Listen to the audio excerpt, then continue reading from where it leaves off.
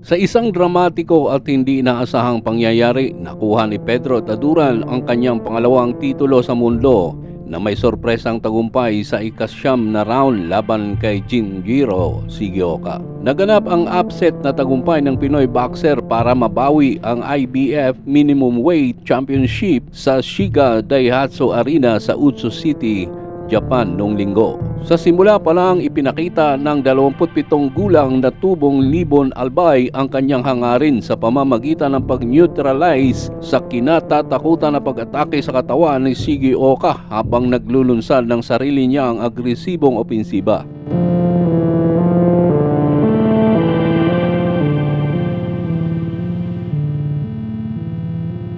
Ang walang humpay na pagsugod at tumpak na patama ni Taduran ay nagpahirap kay Shigeoka na nagsimulang magpakita ng mga palatandaan ng pagkakabalisa sa unang bahagi ng engkwentro. Dumating ang pagkakataon ng magtamo ng pinsala si Shigeoka sa kanyang kanang mata na humadlang sa kanyang kakayahang magdepensa laban sa pagsalakay ng Filipino boxer na naging susi ng kanyang tagumpay.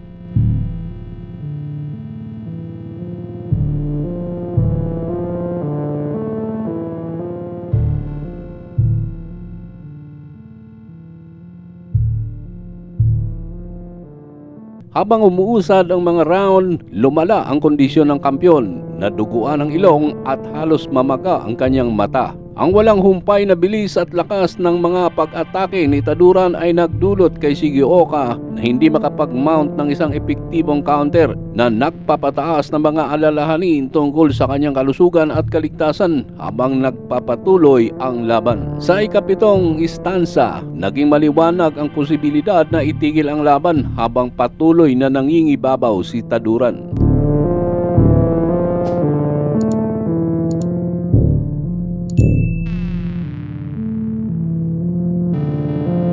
Sa pagkakataong ito, sarado na nga ang kanang mata ni Shigeoka upang maging dahilan ng kanyang paghihirap sa labang ito laban kay Taduran.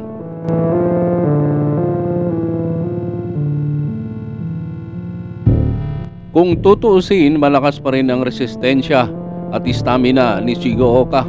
Palatandaan na kaya niyang tapusin ang laban na ito hanggang 12 round. Kaya lamang mahihirapan na siyang umilag sa mga suntok ni Taduran dahil isang mata na lamang ang gumagana sa kanya. Mahirap sa isang boksingero ang sarado ang isang mata.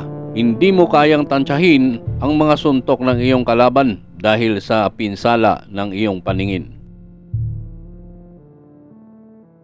Dumating nga ang inaasahang itigil ang laban sa ikasyam na round. Dahil sa pag-atras ni Shigeoka tungo sa lubid at hindi nakagawa ng anumang opensiba o depensa, ang referee na si Steve Willis ay pumasok upang ihinto ang laban na may 10 segundo na lamang ang natitira sa ikasyam na round.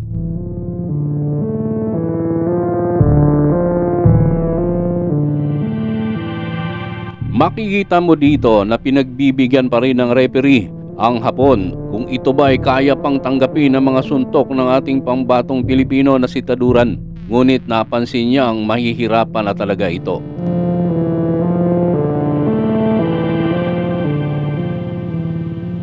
Lamog at duguan ang ilong ni Shigeoka.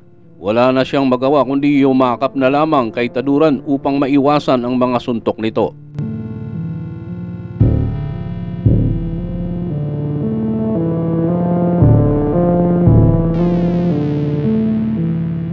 Ang stoppage ay minarkahan ang unang pagkatalo ng profesional na karera ni Shigeoka na bumaba sa kanyang record na 11-1, 9 knockouts. Ang pinapabura na si Shigeoka ay pumasok sa laban bilang number 1 rated strawweight pugilist ng The Ring Magazine at ipinagtanggol ang kanyang titulo sa pangalawang pagkakataon. Inaasahan ni Shigeoka na mapanatili ang sinturon at mapanatili ang presensya ng kanyang pamilya sa eksena ng kampyonato. Natikman din ng kanyang nakatatandang kapatid na si Yuday Shigeoka ang maagawan ng titulo ng WBC kay Melvin Jerusalem noong unang bahagi ng taong ito. Gayunpaman, si Taduran, nasa rank number 8 sa dibisyon ng The Ring Magazine, ay may iba pang plano. Para kay Taduran, ang tagumpay na ito ay isang makabuluhang milestone sa kanyang karera sa pagtaas ng kanyang record sa 17-4-1, 30 knockouts. Nanalo na siya ngayon ng 3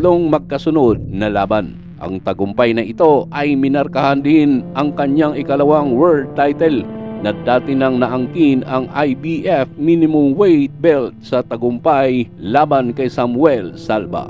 Samantala, boring naman at walang gaanong aksyon ang laban ng ating pambansang kamao sa kanyang exhibition fight.